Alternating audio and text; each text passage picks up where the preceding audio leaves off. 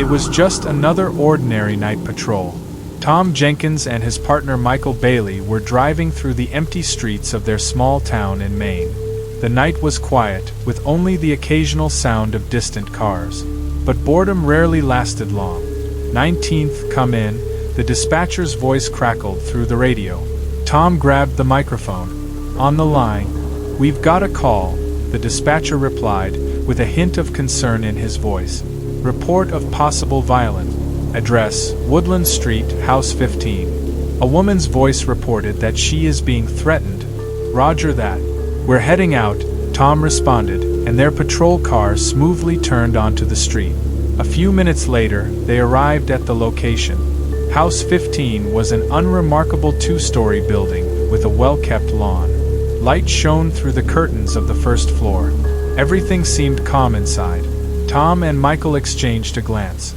Strange, no signs of a struggle.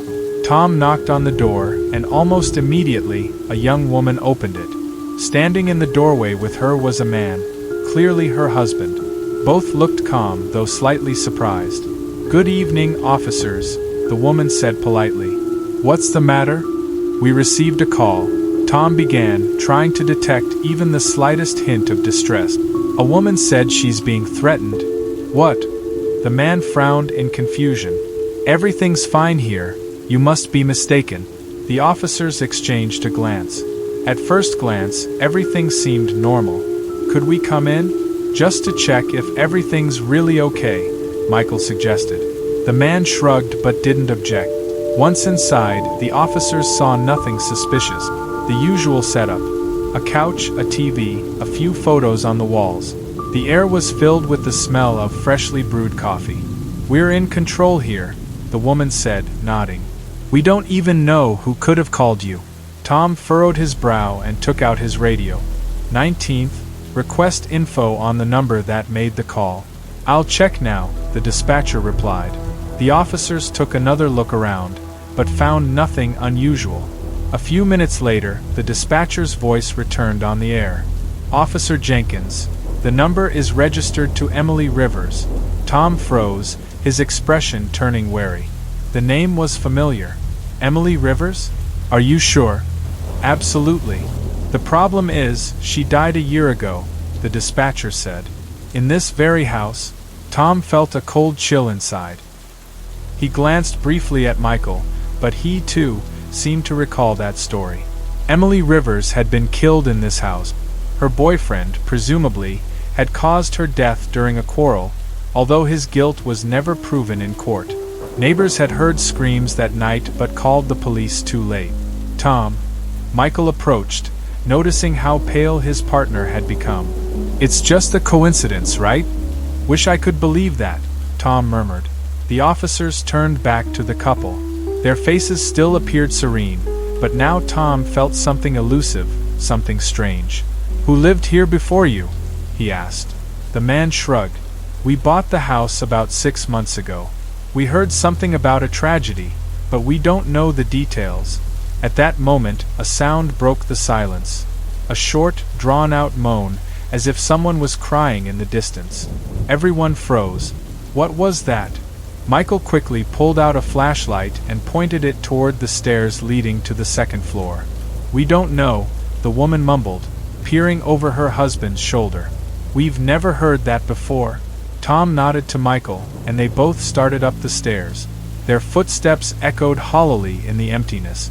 The second floor was dark, but they immediately noticed a half-open door in one of the rooms. Tom slowly approached and peeked inside. It was a child's bedroom. Old toys were scattered on the floor, ones that clearly hadn't been downstairs. Dust-covered drawings hung on the walls. In the corner stood an old phone that looked untouched for years. Tom, Michael whispered, pointing at the phone. This can't be. Tom slowly picked up the receiver. It was cold, as if it had been taken out of a freezer. Holding it to his ear, he heard a faint hiss, followed by a woman's voice, whispering, "Help!" The receiver slipped from his hand and hit the floor. When they returned downstairs, the couple appeared puzzled but still calm. We didn't find anything, Tom lied. But if you hear anything strange, give us a call. As they got into the car and drove away from the house, Tom quietly said, "It was her voice?" Michael remained silent, staring out the window. Neither of them wanted to discuss what had just happened. Police Officer Thomas Gray was a man of habit. He liked working the night shifts, even though most of his colleagues avoided them. To him, the night was a time of silence and reflection. But sometimes, night shifts could bring surprises that made him uneasy. That night, Thomas was working alone. His partner had taken the night off, and the shift was relatively quiet. The radio was silent, cars flickered by with their distant lights on the empty streets, and the air was thick with the typical night dampness. Thomas stopped at a parking lot to rest for a bit when suddenly the dispatcher's voice crackled through the radio. "Thomas, we have a strange call. Can you head to this address? Something serious might be happening." "What's the address?" he asked, pulling out his notebook. "I'll give you the coordinates." "Wait, this is weird." The dispatcher's voice turned puzzled. "The computer isn't pulling up any data for this place." "What do you mean it's not pulling up?" Thomas frowned. "I'm trying again. Hold on a second." There was a pause on the line. The sound of rapid keyboard typing could be heard. Thomas turned on the onboard computer to check himself, but as soon as he entered the address, the screen flickered and displayed an error. "What the hell is this?" he muttered. "Thomas, I don't know what's going on," the dispatcher admitted. "It's like the address doesn't even exist. But the call came from this area. Are you going?" Thomas sighed.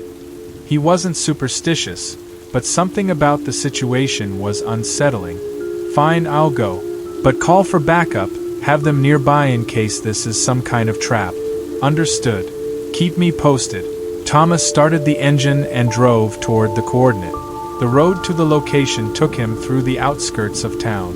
The further he drove, the rarer the houses became until only a winding strip of highway surrounded by dense trees remained.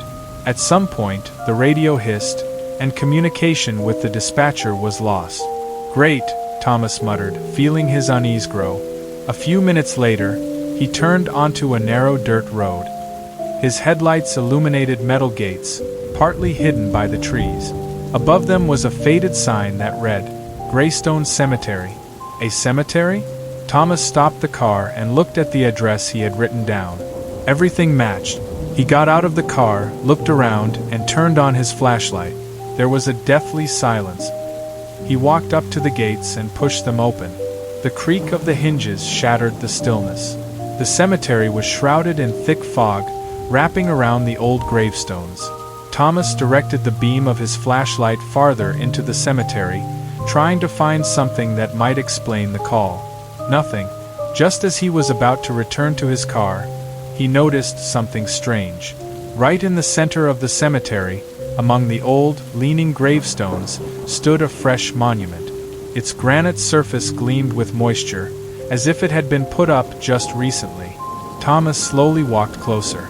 The inscription on the tombstone made him freeze. Thomas Gray, born September 14, 1985, died November 15, 2023. Today's date. What the hell? He rasped, feeling his heart pounding in his chest. His breath became erratic, and the hand holding the flashlight began to shake. Thomas couldn't tear his eyes away from the tombstone. It all seemed too real. His name, his birth date. "Is this some kind of joke?" he whispered, unable to believe his eyes. He stepped back, but suddenly heard gravel crunching behind him. He spun around sharply, shining the flashlight through the fog, but saw no one. "Who's there?" he shouted, his hand instinctively reaching for his gun holster. The only response was silence. Thomas rushed back to his car, panic swelling inside him. He opened the door and sat in the driver's seat, but when he turned the key in the ignition, the engine wouldn't start. The headlights blinked and then went out. The radio hissed, and a distorted voice filled the air. "You weren't supposed to come here, Thomas." "Who is this?" he shouted, gripping the microphone. The voice repeated, "You weren't supposed to come here." Suddenly, the radio went silent, and a figure began to emerge from the fog in front of the car.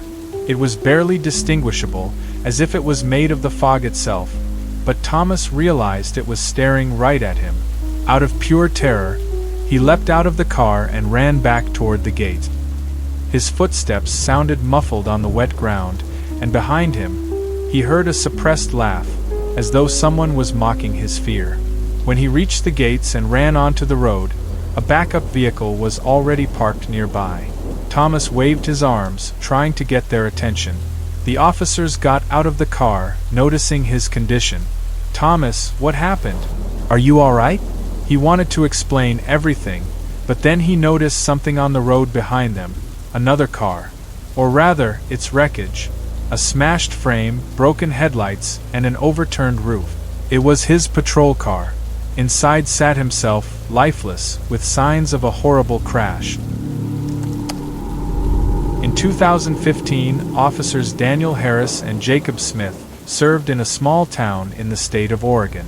Their district was responsible for patrolling the outskirts, including an old railway bridge that had long ceased to be used for its intended purpose.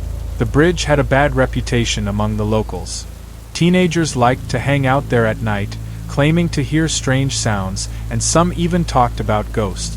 "I don't understand why people still go there," Jacob grumbled, turning on the spotlight of their patrol car. "It's just plain dangerous.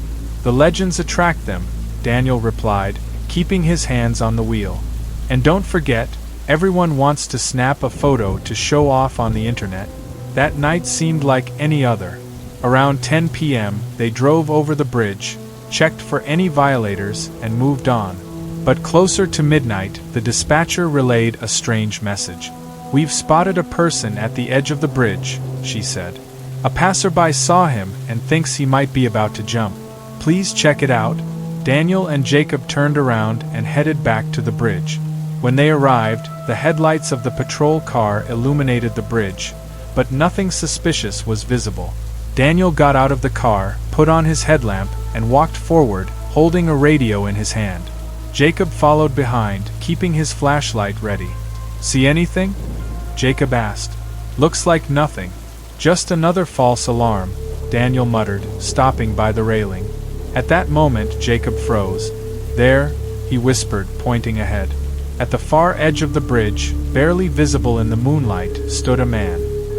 His silhouette was sharply outlined against the night sky. He stood motionless, looking down, as if about to jump. "Hey!" Daniel shouted loudly, taking a step forward. "We can help. Stop!" The man slowly turned around.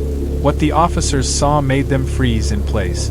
The man's face appeared blurry, as if a light mist was passing through it.